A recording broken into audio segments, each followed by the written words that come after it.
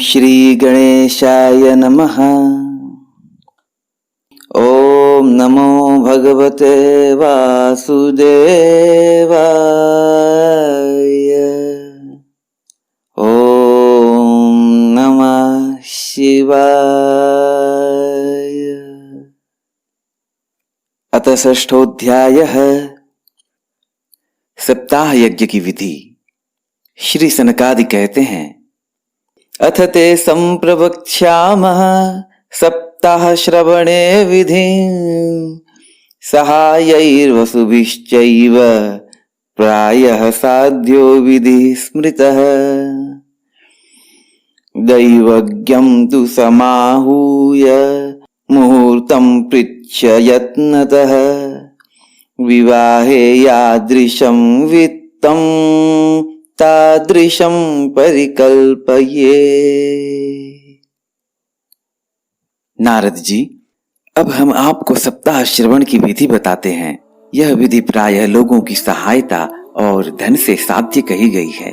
पहले तो यत्न पूर्वक ज्योतिषी को बुलाकर मुहूर्त पूछना चाहिए तथा विवाह के लिए जिस प्रकार धन का प्रबंध किया जाता है उस प्रकार ही धन की व्यवस्था इसके लिए करनी चाहिए। कथा आरंभ करने में भाद्रपद, आश्विन, कार्तिक, मार्गशीर्ष, आषाढ़ और श्रावण ये 6 महीने श्रोताओं के लिए मोक्ष की प्राप्ति के कारण हैं। देवर्षे, इन महीनों में भी भद्रा, व्यतिपात आदि कुयोगों को सर्वथा त्याग देना चाहिए तथा दूसरे लोग जो उत्साही हो उन्हें अपना सहायक बना लेना चाहिए। फिर प्रयत्न करके देश देशांतरों में यह संवाद भेजना चाहिए कि यहाँ कथा होगी। सब लोगों को सपरिवार पधारना चाहिए। जो स्त्री और शूद्रादि भगवत कथा एवं संकीर्तन से दूर पड़ गए हैं उनको भी सूचना हो जाए ऐसा प्रबंध करना चाहिए। देश देश में जो विरक्त वैष्णव और हरि कीर्तन के प्रेमी हो उनके पास निमंत्रण पत्र अवश्य भेजें। उसे लिखने की विधि इस प्रकार बताई गई है। महानुभावों, यहाँ 7 दिन तक सत्पुरुषों का बड़ा दुर्लभ समागम रहेगा और अपूर्व रसमयी श्रीमद् भागवत की कथा होगी। आप लोग भगवत रस के रसिक हैं, अतः श्री भागवतामृत का पान करने के लिए प्रेम पूर्वक शीघ्र ही पधारने की कृपा करें। यदि आपको विशेष अवकाश न हो तो भी 1 दिन के लिए तो अवश्य ही कृपा करनी चाहिए, क्योंकि यहाँ का तो एक क्षण भी अत्यंत दुर्लभ है। इस प्रकार विनय पूर्वक उन्हें निमंत्रित करें और जो लोग आए उनके लिए यथोचित निवास स्थान का प्रबंध करें। कथा का श्रवण किसी तीर्थ में, वन में अथवा अपने घर पर भी अच्छा माना गया है। जहाँ लंबा चौड़ा मैदान हो वहीं कथा स्थल रखना चाहिए। भूमि का शोधन, मार्जन और लेपन करके रंग बिरंगी धातुओं से चौक पूरे। घर की सारी सामग्री उठाकर एक कोने में रख दें। 5 दिन पहले से ही यत्न पूर्वक बहुत से बिछोने के वस्त्र एकत्र कर लें तथा केले के खंभों से सुशोभित एक ऊंचा मंडप तैयार कराएं। उसे सब ओर फल, पुष्प, पत्र और चंदोवे से अलंकृत करें तथा चारों ओर झंडियां लगाकर तरह तरह के सामानों से सजा दें। उस मंडप में कुछ ऊंचाई पर 7 विशाल लोकों की कल्पना करें और उनमें विरक्त ब्राह्मणों को बुला बुलाकर बैठाएं। आगे की ओर उनके लिए वहां यथोचित आसन तैयार रखें। इनके पीछे वक्ता के लिए भी एक दिव्य सिंहासन का प्रबंध करें। यदि वक्ता का मुख उत्तर की ओर रहे तो श्रोता पूर्वाभिमुख होकर बैठे और यदि वक्ता पूर्वाभिमुख रहे तो श्रोता को उत्तर की ओर मुख करके बैठना चाहिए अथवा वक्ता और श्रोता को पूर्व मुख होकर बैठना चाहिए। देश काल आदि को जानने वाले महानुभावों ने श्रोता के लिए ऐसा ही नियम बताया है। जो वेद शास्त्र की स्पष्ट व्याख्या करने में समर्थ हो, तरह तरह के दृष्टांत दे सकता हो तथा विवेकी और अत्यंत निष्प्रिय हो, ऐसे विरक्त और विष्णु भक्त ब्राह्मण को वक्ता बनाना चाहिए। श्रीमद् भागवत के प्रवचन में ऐसे लोगों को नियुक्त नहीं करना चाहिए जो पंडित होने पर भी अनेक धर्मों के चक्कर में पड़े हुए स्त्री लंपट एवं पाखंड के प्रचारक हों। वक्ता के पास ही उसकी सहायता के लिए एक वैसा ही विद्वान और स्थापित करना चाहिए, वह भी सब प्रकार के संशयों की निवृत्ति करने में समर्थ और लोगों को समझाने में कुशल हो।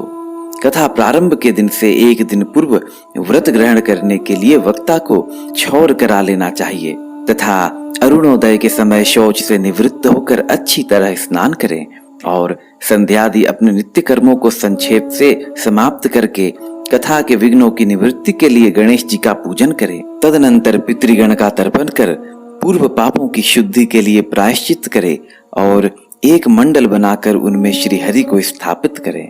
फिर भगवान श्री कृष्ण को लक्ष्य करके मंत्रोच्चारण पूर्वक क्रमशः षोडशोपचार विधि से पूजन करें और उसके पश्चात प्रदक्षिणा तथा नमस्कार आदि कर इस प्रकार स्तुति करें। संसार सागरे मग्नं दीनं मां करुणानिधे कर्म मोह गृहीतांगं मां उद्धर भवार्णवात्। करुणा निधान, मैं संसार सागर में डूबा हुआ और बड़ा दीन हूँ। कर्मों के मोह रूपी ग्राह ने मुझे पकड़ रखा है। आप इस संसार सागर से मेरा उद्धार कीजिए।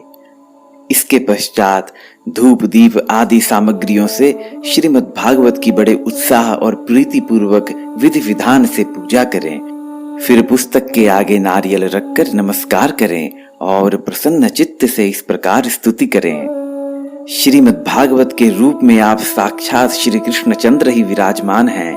नाथ, मैंने भवसागर से छुटकारा पाने के लिए आपकी शरण ली है।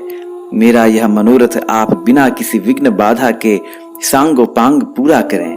केशव, मैं आपका दास हूँ। इस प्रकार दीन वचन कहकर फिर वक्ता का पूजन करें, उसे सुंदर वस्त्राभूषणों से विभूषित करें और फिर पूजा के पश्चात उसकी इस प्रकार स्तुति करें। शुक स्वरूप भगवान, आप समझाने की कला में कुशल और सब शास्त्रों में पारंगत हैं।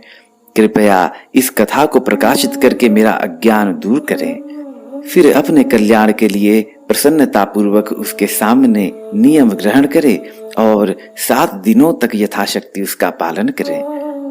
कथा में विघ्न न हो, इसके लिए 5 ब्राह्मणों को और वर्ण करें। वे 12 मंत्र द्वारा भगवान के नामों का जप करें। फिर ब्राह्मण अन्य विष्णु भक्त एवं कीर्तन करने वालों को नमस्कार करके उनकी पूजा करें और उनकी आज्ञा पाकर स्वयं भी आसन पर बैठ जाएं। जो पुरुष लोक संपत्ति, धन, घर और पुत्रादि की चिंता छोड़कर शुद्ध चित्त से केवल कथा में ही ध्यान रखता है, उसे इसके श्रवण का उत्तम फल मिलता है। बुद्धिमान वक्ता को चाहिए कि सूर्योदय से कथा आरंभ करके 3:30 पहर तक मध्यम स्वर से अच्छी तरह कथा बांचे। दोपहर के समय 2 घड़ी तक कथा बंद रखे।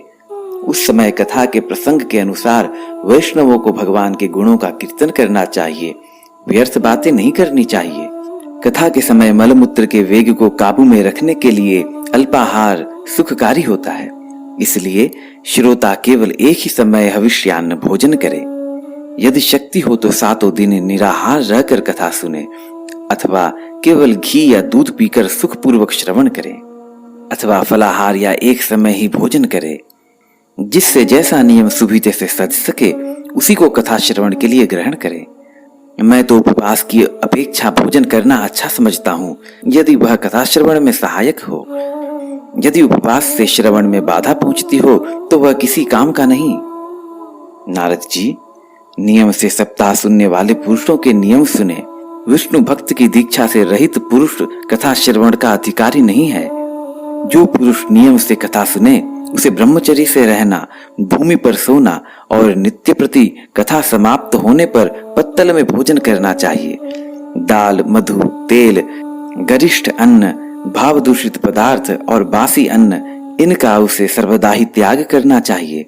काम, क्रोध, मद, मान, मत्सर, लोभ, दंभ, मोह और द्वेष को तो अपने पास भी नहीं फटकने देना चाहिए। वह वेद, वैष्णव, ब्राह्मण, गुरु, गोसेवक तथा स्त्री, राजा और महापुरुषों की निंदा से भी बचे।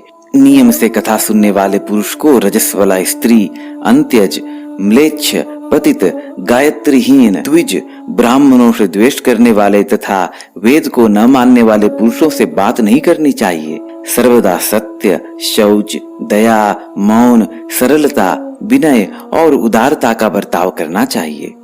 धनहीन, क्षय रोगी, किसी अन्य रोग से पीड़ित, भाग्यहीन, पापी, पुत्रहीन और मुमुक्षु भी यह कथा श्रवण करे।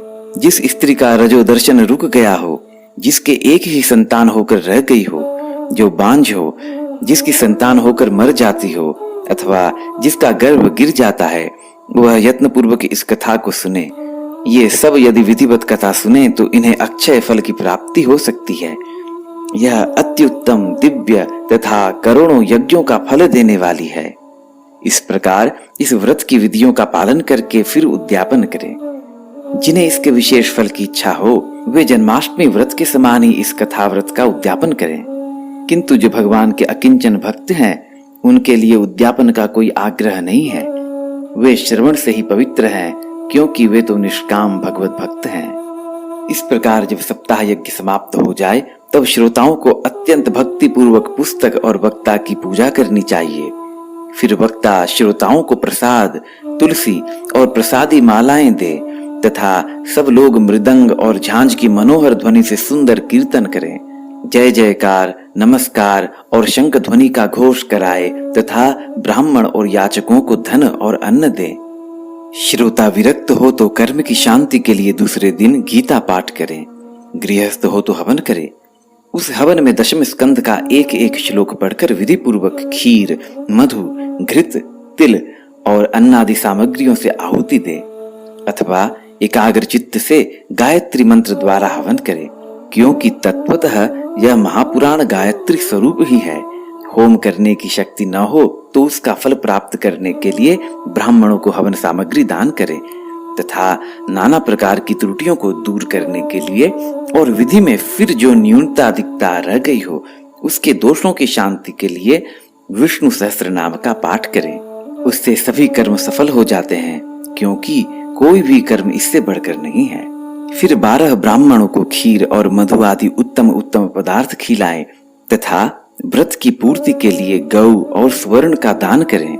सामर्थ्य हो तो 3 तोले सोने का एक सिंहासन बनवाए, उस पर सुंदर अक्षरों में लिखी हुई श्रीमद् भागवत की पोथी रखकर उसकी आवाहन आदि विविध उपचारों से पूजा करें और फिर जितेंद्रिय आचार्य को उसका वस्त्र, आभूषण एवं गंधादि से पूजन कर दक्षिणा के सहित समर्पण कर दें।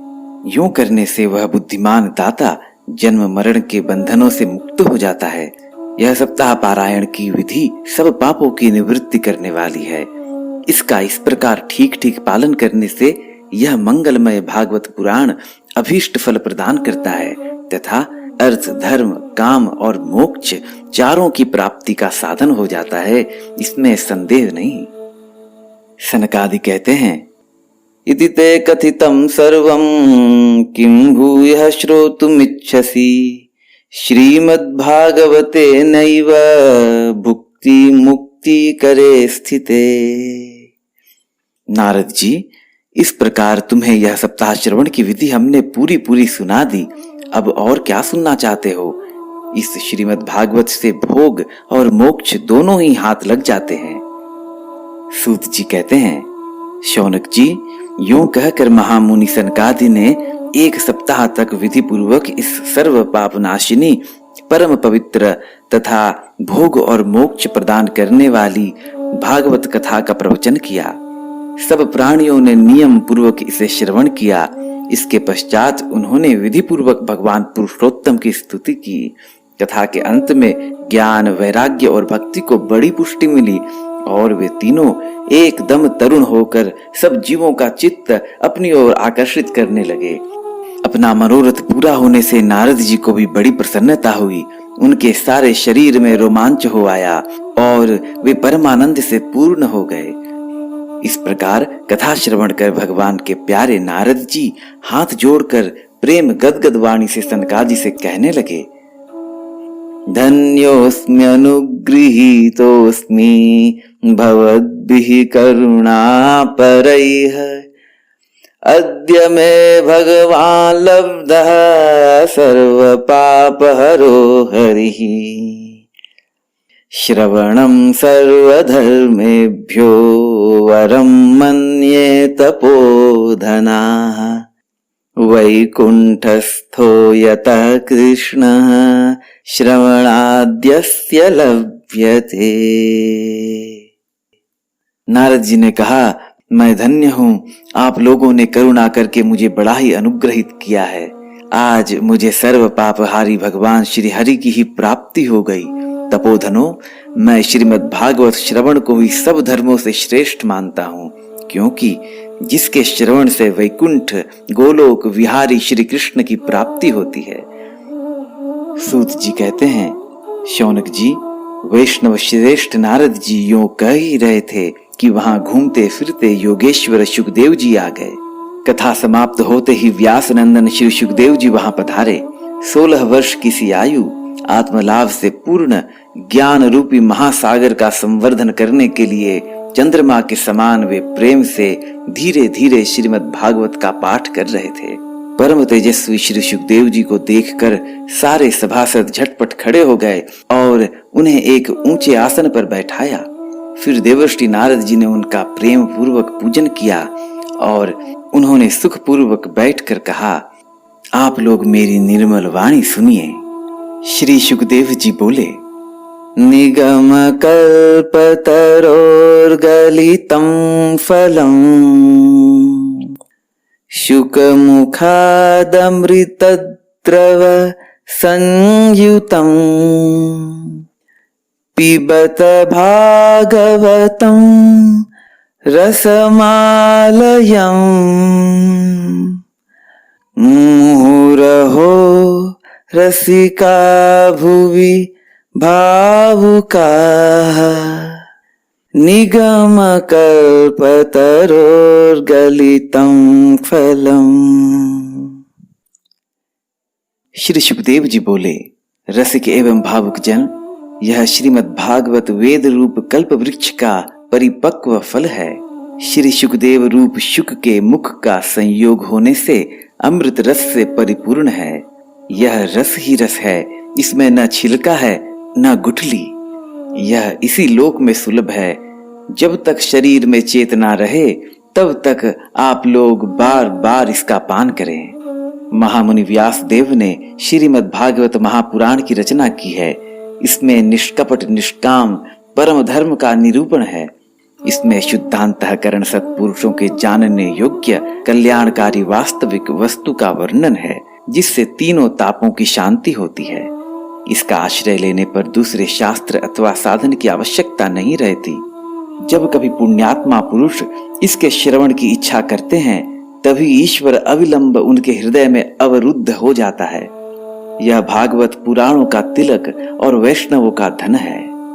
इसमें परमहंसों के प्राप्य विशुद्ध ज्ञान का ही वर्णन किया गया है तथा ज्ञान, वैराग्य और भक्ति के सहित निवृत्ति मार्ग को प्रकाशित किया गया है। जो पुरुष भक्ति पूर्वक इसके श्रवण, पठन और मनन में तत्पर रहता है, वह मुक्त हो जाता है। यह रस स्वर्गलोक, सत्यलोक, कैलाश और वैकुंठ में भी नहीं है। इसलिए भाग्यवान श्रोताओं, तुम इसका खूब पान करो, इसे कभी मत छोड़ो। स्वर्गे सत्ये च कैलासे वैकुंठे नास्त्ययं रसः अतः पिबन्तु सद्भाग्या मासा मुंचत कर्हिचित्। सूत जी कहते हैं, श्री सुखदेव जी इस प्रकार कह ही रहे थे कि उस सभा के बीचों बीच प्रहलाद, बलि, उद्धव और अर्जुन आदि पार्षदों के सहित साक्षात श्री हरि प्रकट हो गए।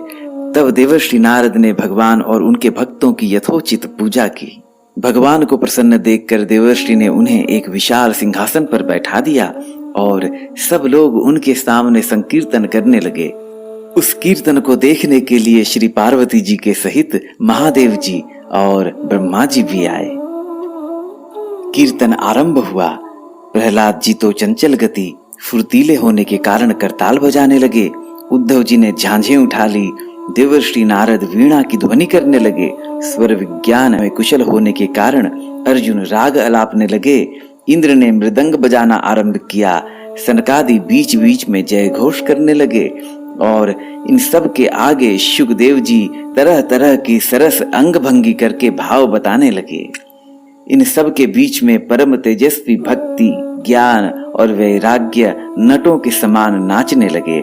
ऐसा अलौकिक कीर्तन देखकर भगवान प्रसन्न हो गए और इस प्रकार कहने लगे, मत्तो वरम भाववृताद् वृणुध्वम् प्रीतः कथा कीर्तनतोऽस्मि साम्प्रतम्।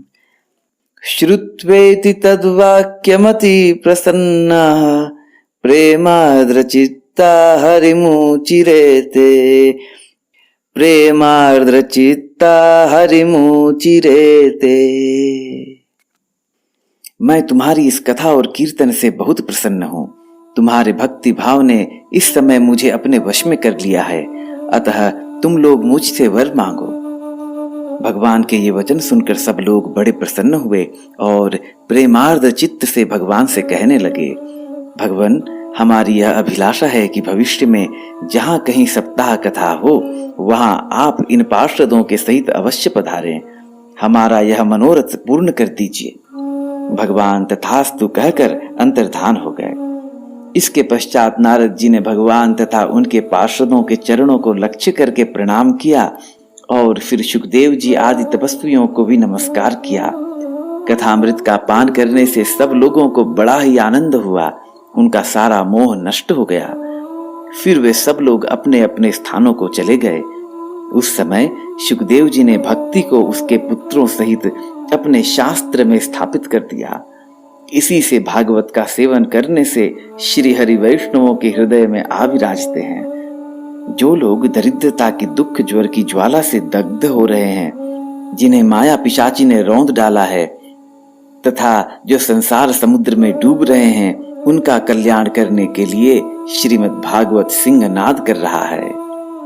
शौनक जी ने पूछा, शुकेनोक्तम कदा राज्ञे गोकर्णेन कदा पुनः सुरर्षये कदा ब्राह्मैश्छन्दी में संशयम त्विमम्।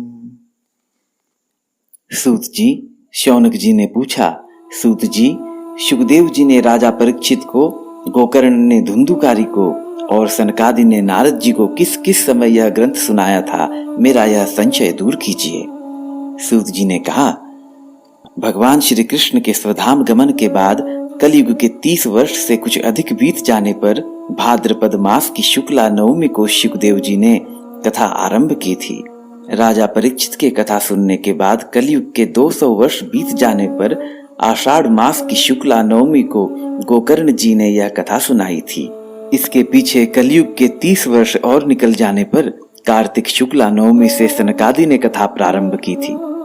निष्पाप शौनक जी, आपने जो कुछ पूछा था उसका उत्तर मैंने आपको दे दिया। इस कलयुग में भागवत की कथा भवरोग की रामबाण औषध है। संतजन, आप लोग आदर पूर्वक इस कथामृत का पान कीजिए। यह श्री कृष्ण को अत्यंत प्रिय, संपूर्ण पापों का नाश करने वाला, मुक्ति का एकमात्र कारण और भक्ति को बढ़ाने वाला है। लोक में अन्य कल्याणकारी साधनों का विचार करने और तीर्थों का सेवन करने से क्या होगा। अपने दूत को हाथ में पाश लिए देखकर यमराज उसके कान में कहते हैं, देखो, जो भगवान की कथा वार्ता में मत्त हो रहे हो उनसे दूर रहना। मैं औरों को ही दंड देने की शक्ति रखता हूँ, वैष्णवों को नहीं। इस असार संसार में विषय रूप विष की आसक्ति के कारण व्याकुल बुद्धि वाले पुरुषों, अपने कल्याण के उद्देश्य से आधे क्षण के लिए भी इस शुक कथा रूप अनुपम सुधा का पान करो। प्यारे भाइयों, निंदित कथाओं से युक्त कुपथ में व्यर्थ ही क्यों भटक रहे हो। इस कथा के कान में प्रवेश करते ही मुक्ति हो जाती है। इस बात के साक्षी राजा परीक्षित हैं। श्री सुखदेव जी ने प्रेम रस के प्रवाह में स्थित होकर इस कथा को कहा था। इसका जिसके कंठ से संबंध हो जाता है वह वैकुंठ का स्वामी बन जाता है। शौनक जी, मैंने अनेक शास्त्रों को देखकर आपको यह परम गोप्य रहस्य अभी अभी सुनाया है। सब शास्त्रों के सिद्धांतों का यही निचोड़ है। संसार में इस शुक शास्त्र से अधिक पवित्र और कोई वस्तु नहीं है। अतः आप लोग परमानंद की प्राप्ति के लिए इस 12 स्कंध रूप रस का पान करें। जो पुरुष नियम पूर्वक इस कथा का भक्ति भाव से श्रवण करता है और जो शुद्धांतःकरण भगवत भक्तों के सामने इसे सुनाता है, वे दोनों ही विधि का पूरा पूरा पालन करने के कारण इसका यथार्थ फल पाते हैं। उनके लिए त्रिलोकी में कुछ भी असाध्य नहीं रह जाता।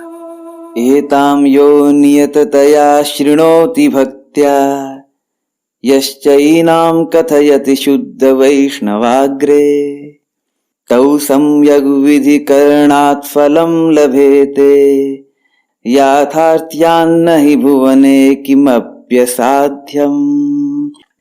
बोलिए श्री कृष्ण चंद्र भगवान की जय।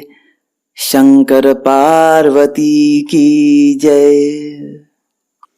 इति श्री पद्म पुराणे उत्तरखंडे श्रीमद्भागवत माहात्म्ये श्रवण विधि कथनम नाम षष्ठोऽध्यायः समाप्तमिदं श्रीमद्भागवत माहात्म्यं। हरि ओम तत्सत्। श्री कृष्णार्पणमस्तु।